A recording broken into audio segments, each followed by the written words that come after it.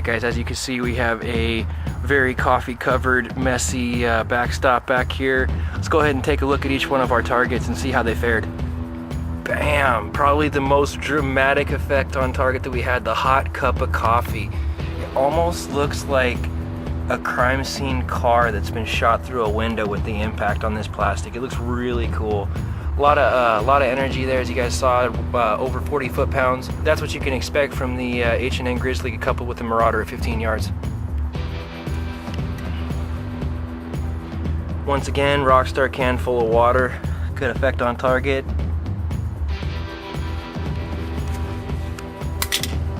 We got the water bottle here. This beast has been split wide. This one's somewhat disappointing. Just a pinhole here. And on the back side, a matching one as well. You guys can kind of see that.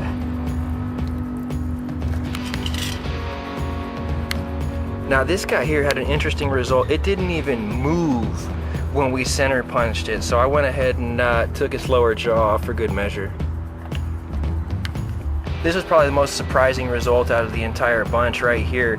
We had a deck of 52 playing cards plus Joker unopened in that saran wrap type stuff that they come in, and it managed to stop a freshly charged Marauder with Grizzlies. So that's going to be an interesting result to take a look at. Lemon, nice center punch shot. Not really as dramatic of an effect as I was hoping for. And probably the most anticlimactic thing, I thought this was gonna have a really dramatic result for you guys, but as it turned out, it wasn't as cool as I was hoping for. Alright guys, here we are back at the ammo box. We're gonna take a closer look at this deck of cards that I shot. As you can see, I shot it with the 25 caliber Marauder using the H&N Grizzly 31 grain pellets, and it appears to have gone about halfway through. Let's dig this open and see what we see.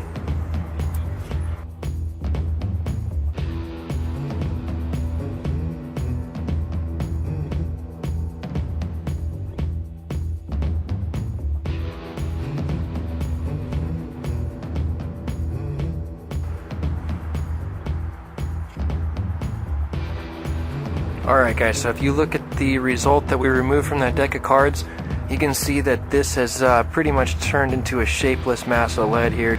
H&N Grizzly really showing good expansion, completely deforming past the edge of the skirt there.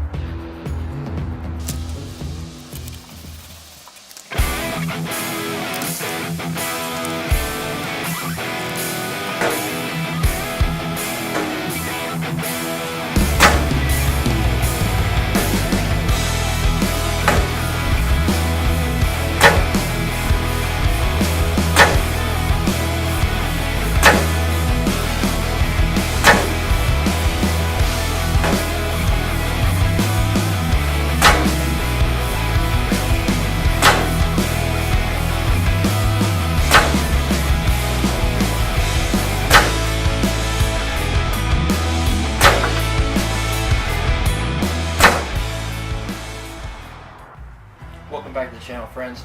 Today we took a look at the H&N Grizzly in 25 caliber using the Benjamin Marauder. Absolutely nothing but a great time out there on the range today. The impact of the 31 grain pellet being heavier than some of the other pellets that are out there in 25 caliber really was evident on every single one of our targets, especially that first cup of coffee. Just like every YouTuber out there, I wish I had more cameras running when I hit that cup of coffee, because that was far and away the best result of the test.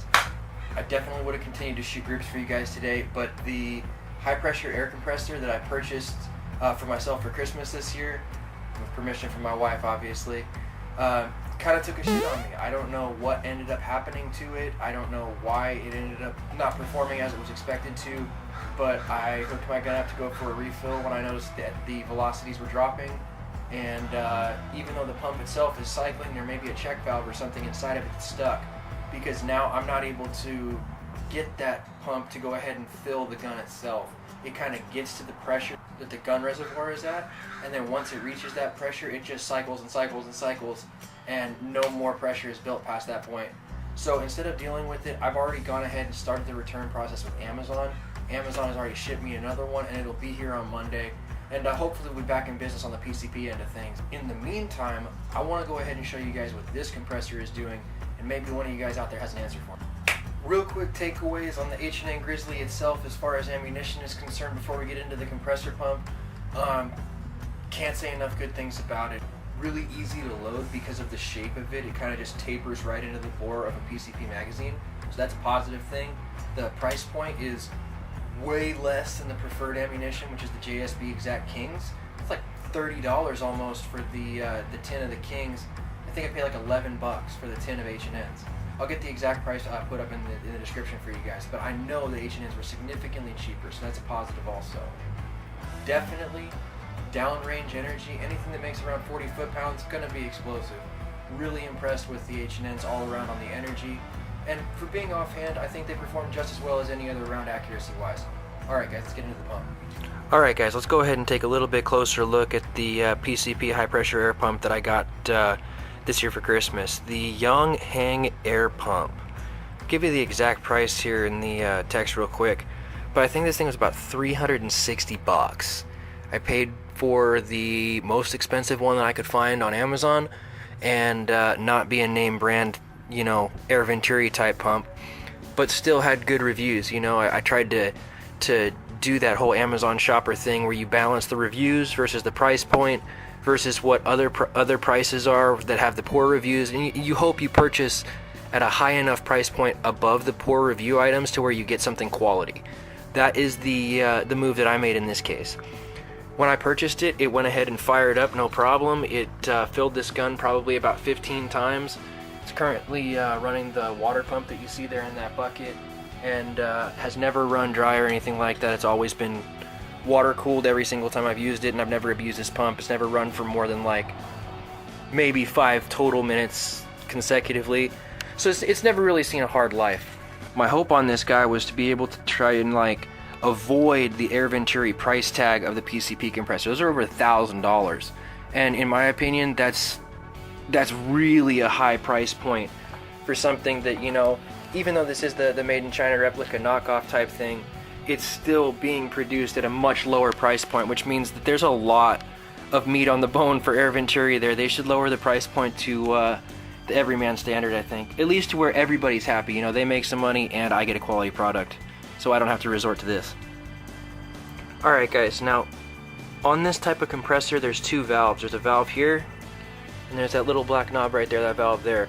You want to start this compressor with those valves all the way open, and then close them, this one and then the second one over here on the right side. And what that's going to allow the compressor to do is start under no load, so it won't be trying to compress anything when it first fires up, and it'll have an easier time actually starting the pump up itself. I'm going to go ahead and fire the pump off and just show you what it does real quick.